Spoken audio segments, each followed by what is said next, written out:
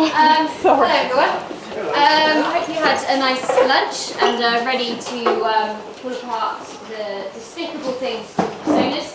I'm going to start this by saying that I don't much like personas, which you may have got from that introduction. So possibly I'm a little bit biased. Oh! You right, buddy? I'm fine, yes. I don't think anyone saw. Carry on. That was all planned. So I'm going to explain to you why I hate personas, and then you can make up your mind at the end whether or not you think that I'm an idiot. So I think that personas have three main issues. They make teams lazy, they make teams generalise, and they make things up. So part of my role in a previous contract was to create an entire UX wiki.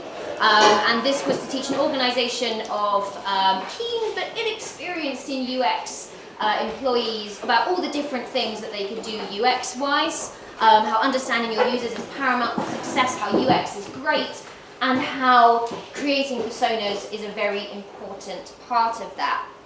Unfortunately, I didn't massively believe in the last bit.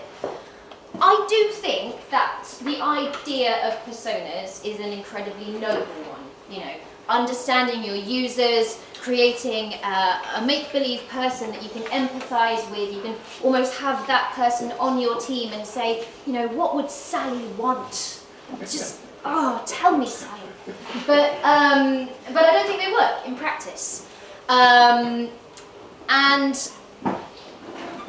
as the Nielsen Norman group says, it's important to have a quote when you give a keynote, when based on user research, personas support user-centered design throughout a project's lifecycle by making characteristics of key user segments more salient. But the way it usually goes is thus. So you start working on a new team, or a new project, or a new product or service, and you say, right, well, first, one of the things we want is some personas. And that way we can really understand our users. And everyone thinks that that's a really good idea.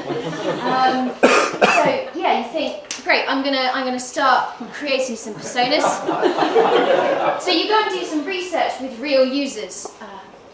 So you do some quantitative research, maybe you learn about your audience demographic, and use sophisticated analysis to group those people into demographically similar quadrants. So you might have the young dads, the tech-savvy teenagers, retired rich people. Alliteration is very important.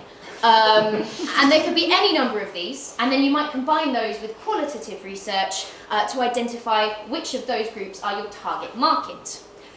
But you might not have the luxury of large-scale quant research, so instead you just go and do some interviews with people. You rely on these qualitative research interviews to tell you what different people's attitudes and behaviours and beliefs are. And then you end up basing your personas maybe on job roles, maybe on attitudes.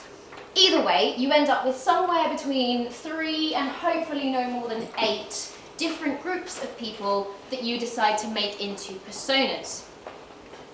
So you create a nice template that you can put in what you've learned so far, and this is an aggregate of all the answers you've received in your user research sessions.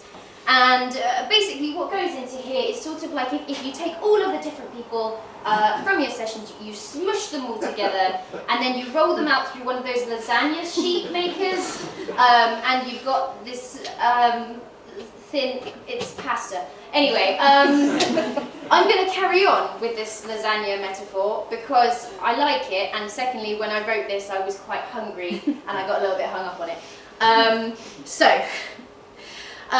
Lasagna. So next, you go through your research, and maybe you do some more research, so you use the information that you've already got about people to go out and find more matching people, and you learn more about their attitudes and their beliefs and their behaviours and their goals, and where they come from and what they do, and etc, etc, etc. And that's your lovely meaty layers full of research. And this is great, this is really useful stuff to know. But you are kind of squishing it all together in a meaty layer. And finally, if I remember how to make lasagna correctly, you add the creamy goodness. What's it? I believe it starts with a roux. And you're going to add this white sauce, which is the personality. So in a persona, you often have kind of a who is this person? Get to know them, get a feel for who they are, so you can relate to them. But with the personality, usually you don't